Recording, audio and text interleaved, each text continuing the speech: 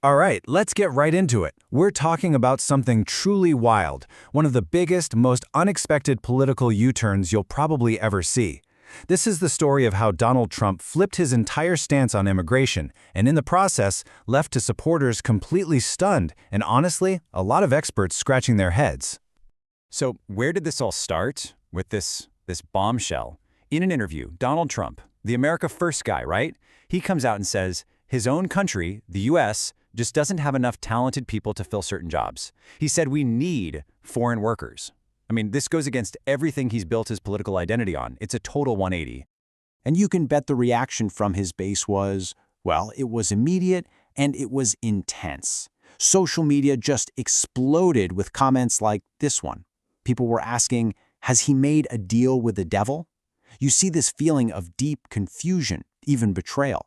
For so many of his supporters, it felt like the leader they voted for to protect their jobs had just pulled the rug out from under them. And this right here really puts the scale of this flip-flop into perspective. On one side, you've got the promise that basically defined his campaign, kill the H-1B visa program, put American jobs first, no question. But then on the other side, you had the new reality, him openly admitting the country needs that exact same program. I mean, the whiplash from that is just incredible. So you gotta ask, what is really going on here? Why would a politician who seems so connected to his base risk making them this angry? Is this just a mistake, a slip of the tongue, or is there something much, much bigger happening behind the scenes? Okay, so first, let's try to unpack the why from a domestic point of view. The source material we're looking at suggests this might be a very calculated political move.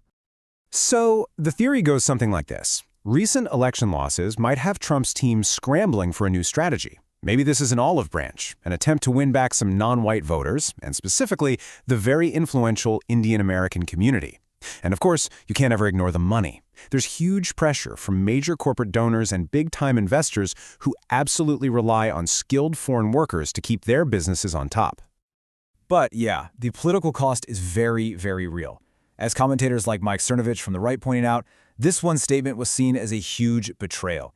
It wasn't just about changing a policy. For a lot of people, it felt like a direct insult to the American worker. It broke hearts, as he put it. But here's where it gets really interesting. As compelling as all that domestic political stuff is, the source we're digging into argues that the real reason for this change of heart, it's not just about votes in America. It's about a massive global fight that the U.S. is apparently starting to lose. So at the very center of this whole firestorm is the H-1B visa. What is it? Well, put simply, it's a program that lets U.S. companies hire foreign workers for jobs that need very specific skills. You know, think tech, engineering, medicine, that kind of thing. And check this out. When you look at who actually gets these visas, it's staggering. A full 71% go to Indian nationals. That one number explains so much. It shows you why any little tweak to this policy has a huge ripple effect on the U.S.-India relationship and why Trump's new tone is being seen as a direct message. And that brings us to the real core of this whole thing, an escalating global war for talent. And this isn't a war fought with soldiers and tanks, no. It's fought with visas, with big salaries, and with innovation. See, the U.S. isn't the only game in town anymore, not by a long shot.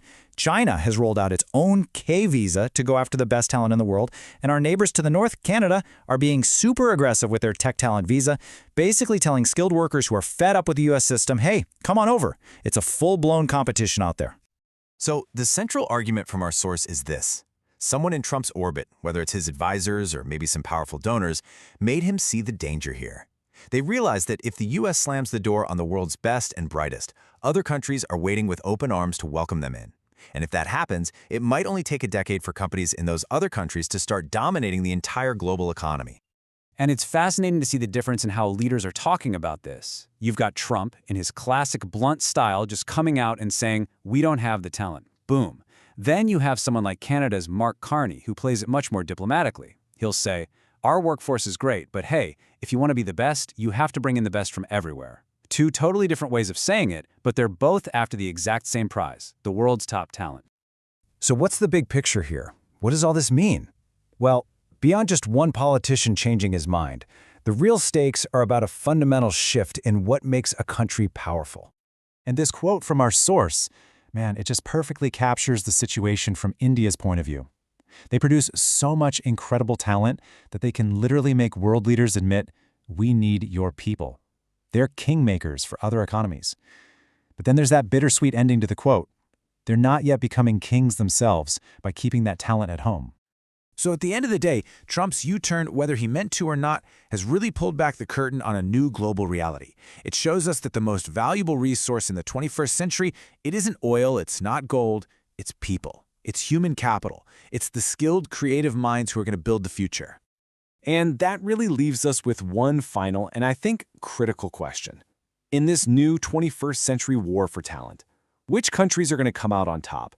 Who will adapt and win, and who's going to get left behind? The answer to that, well, that's what's going to define the next 100 years of economic and technological power.